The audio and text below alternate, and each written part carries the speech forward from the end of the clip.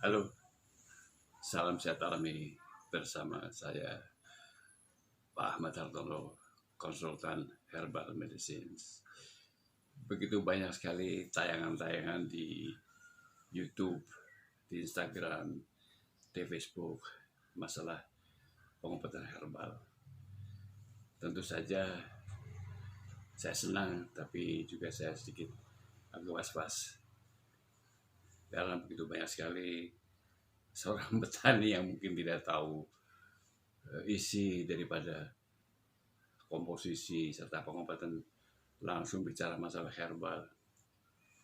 Dan tentu saja alami belum tentu aman. Buat pemirsa, pengobatan herbal ada, tentu saja ada kaidah-kaidahnya dan aturannya. Yang pertama sekali, sebelum kita bicara, harus ada dasarnya. Saya ambil contoh. Saya akan bicara masalah herbal itu. Kita harus memahami referensi. Di sini ada buku Inventaris Tanaman Obat, itu Departemen Kesehatan. Ada 4 serial, tentu saja ini berbagai macam. Salah satu contohnya di sini ada, disebutkan adalah daun enceng gondok, ya kan. Di sini harus tahu sinonimnya Echinacea spinosa Kun, atau dikenal dengan klipuk kalau di Palembang, kalau di Ringgak di daerah Lampung, dan kalau di Dayak Ilung-Ilung, dan di Lampau namanya Kutai, dan kalau orang Sunda bilang enceng gondok. Tentu saja tidak sembarangan dalam pengobatan. Pertama, kita harus tahu dari jenis ini apa yang digunakan. Apakah rimpangnya, batangnya, apakah daunnya, apakah akarnya. Dan yang lebih penting lagi adalah kita harus memahami kandungan zat kimia, yaitu daun Editonia mengandung saponin, flavonoid, dan polifenol. Ini cara penggunaannya, khasiatnya itu tangkai daun Echinacea bersifat sebagai antiinflamasi.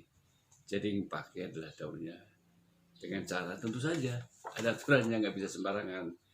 Untuk obat bengkak dipakai kurang lebih 10 gram, ya kan. Tangkainya ditumbuk halus, ditempelkan pada daerah yang terkena bengkak. Ini salah satu contoh lagi. Keduanya adalah begitu sekali, banyak sekali pertanyaan yang selalu tiap hari masuk. Pak, bagus mana sih jahe merah ini? Kemudian saya punya jahe merah. Ini jahe merah, ya kan. Jahe merah dengan jahe kuning. Karena akhir-akhir ini di TV dimuat bahwa jahe merah lebih hebat daripada jahe kuning. Mungkin kalau untuk minuman, hangatnya betul lebih hebat, hangatnya. Namun dalam konteks pengobatan herbal, yang diambil tadi adalah dari satu tanaman jahe ini ada 110 zat. Yang diambil hanya satu saja, yang namanya gingerol. Apabila jahe dipanaskan, apakah jahe merah maupun jahe kuning, akan keluar zat yang sangat berbahaya, namanya Shogol. Itu yang identik dengan panas tadi. Shogol ini akan merangsang lambung, sehingga buat orang yang punya penyakit mah akan terjadi reaksi yang luar biasa. Bisa terjadi mahnya kronis lagi. Jadi bisa mengiritasi lambung, khususnya merah. Baik di dalam tanaman obat Indonesia pun maupun tanaman luar negeri juga, jahe merah tidak dipakai. Kenapa? Karena lebih banyak mengandung zat yang berbahaya, namanya Shogol, dan gingerolnya sedikit sekali. Sedangkan jahe kuning, inilah banyak mengandung gingerol. Ada 3 tipe, tipe 6, tipe 8, dan tipe 10. Tipe 8 adalah bersifat 3, anti bengkak, anti nyeri, dan anti tentu saja lah pelepasan daripada sitokin. Ini penting sekali. Ya, ini salah satu contoh lagi. Jadi di dalam jahe kuning ini sudah banyak paper-paper yang siarkan melalui apakah jurnal-jurnal internasional maupun di Kongres Rheumatologi tahun 2000 kebetulan saya hadir di Beijing. Ya. Jadi itu satu. Sekarang ada lagi di Instagram kopi kuat, madu kuat, terus ada lagi teh kuat, semuanya serba kuat tadi.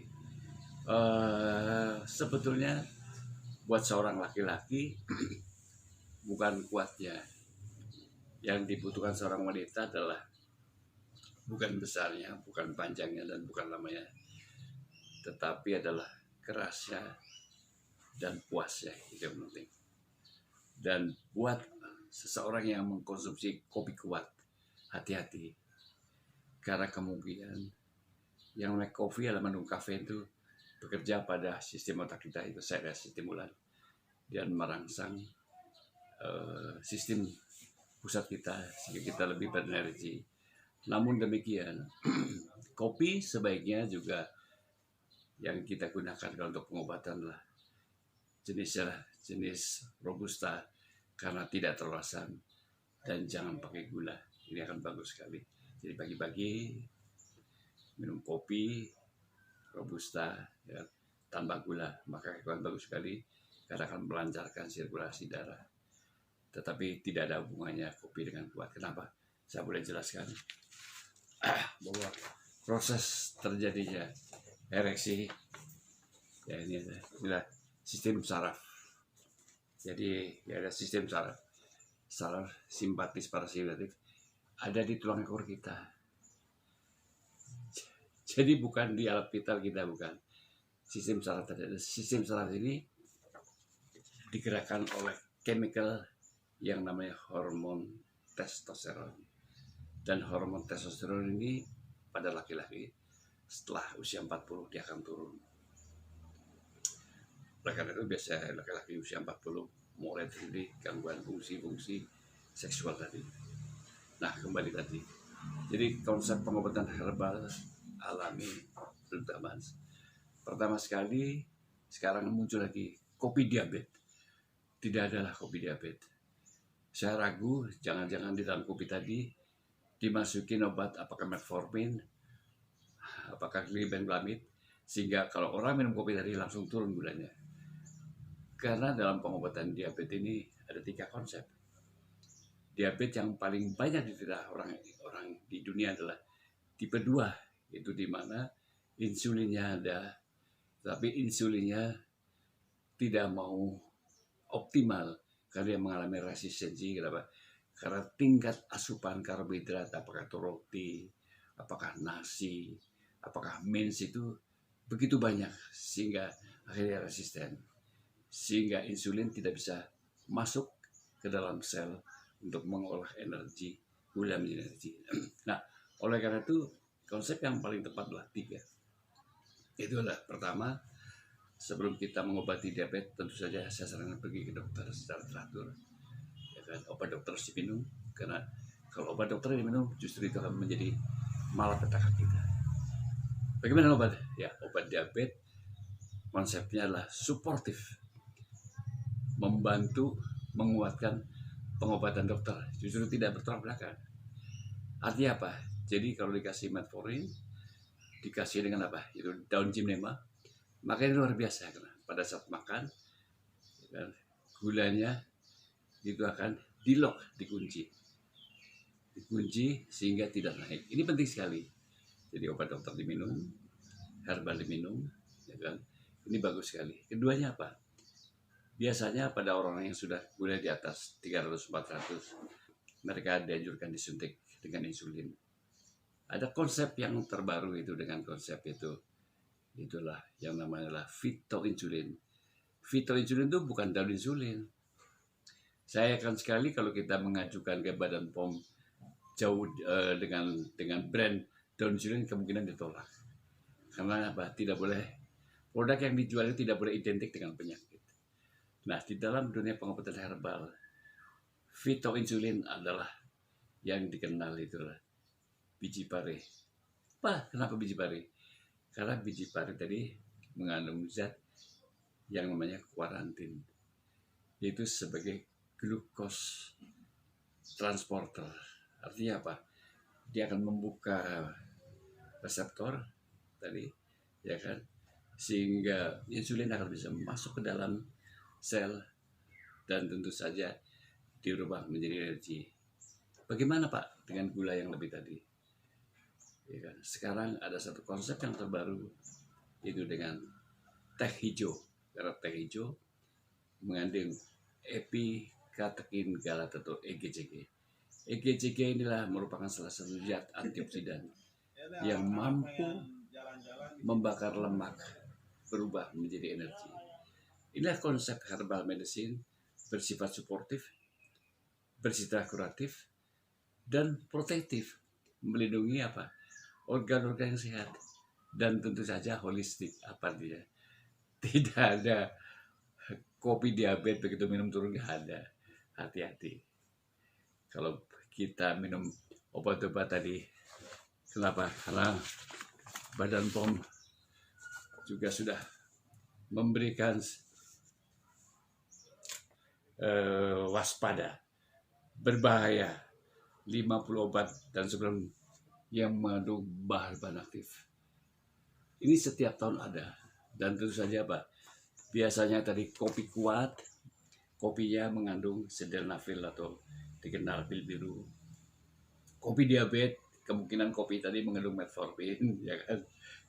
Madu kuat, kemudian madunya dimasukin dengan itu obat-obat kuat tadi. Jadi sekali lagi para pemirsa adalah bertanyalah kepada memang orang yang berkepentingan di dalam dunia penggunaan herbal. Jangan kita tahu sedikit, hanya pengalaman, langsung kita share kepada pemirsa. Karena apa? Alami, belum tentu aman. Sambil contoh, belum lama ini kawan istri saya datang, dia bilang, Pak, saya diabetes, saya sudah 2 hari ini mengkonsumsi itu adalah buah mahoni. Saya bilang hati-hati, karena buah mahoni ini biasanya kalau dalam waktu seminggu ini efek sampingnya akan membuat gangguan fungsi pendengaran kita terganggu. 4 hari kemudian datang ke sini, apa yang katakan Bapak betul. Sekarang istri saya mengalami budak, dan itu sulit sekali. Ya itu salah satu contoh aja, bahwa pengobatan herbal ini kita tidak main-main. Ya seperti ini, jahe merah, jahe kuning. Hati-hati, karena dalam pengobatan herbal yang dipakai bukan jahe merah, tapi jahe kuning, garam. Dan ini pun harus diekstraksi, tidak boleh dipanaskan. Karena kalau dipanaskan, yang keluar zatnya adalah syogol, zat yang terbaik. Harus didinginkan minus 30 derajat, yang diambil cuma 8%. Jadi kalau cuma 1 on, ketemunya cuma berapa miligram, dan harus tahu dosisnya. Itulah maksimum 200 mg ginger ale. Itulah konsep herbal medicine. Oleh karena pemirsa, sekali lagi pada acara-acara saya, acara edukasi bagaimana memilih obat herbal yang benar, yang sesuai, yang bersifat 4 tadi, suportif, kuratif, protektif, dan holistik. Yang pertama sekali, sebelum kita membeli produk, kita lihat nomor izin POM tadi, ya kan? Bukan nomor izin Departemen Kesehatan, ya BPOM, apakah TR itu berarti ya tradisional, berarti itu jamu, sifatnya masih sangat-sangat ya, tingkat yang paling bawah. TI tradisional biasanya tingkat yang sudah advance, biasanya dalam bentuk ekstrak, dosisnya bukan sekian gram nanti dalam bentuk miligram, ya kan? Jadi itulah konsep, dan konsep yang paling luar biasa lagi itu yang namanya adalah pengobatan itu dengan homeopati. Homeopati juga bentuk herbal. Inilah bentuknya, bentuk pilnya sangat-sangat sekali, dan dalam bentuk yang mikro, dan tentu saja tingkat keamanannya luar biasa sekali. Dalam konsep herbal medicine, silahkan untuk supaya acara ini tetap tampil, subscribe, bunyikan lonceng, dan komen Anda sangat penting sekali untuk memperbaiki kualitas daripada siaran ini, siaran edukasi bapak-bapak, ibu-ibu. Hati, terutama yang usia masuk 40, hati-hati kalau kita melihat iklan, hati-hati ya kan kalau kita mengkonsumsi obat-obat rematik seperti adanya glukosamin, karena kalau udah diabetes maka gula kita akan naik.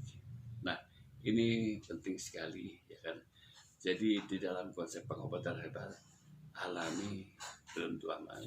Sekali lagi, tidak ada kopi diabetes, tidak ada kopi kuat. Yang ada kopi nikmat untuk supaya kita berenergi. Jangan lupa, sampai jumpa lagi. Ahmad Hatorong channel YouTube. Subscribe dan bunyikan lonceng. Terima kasih.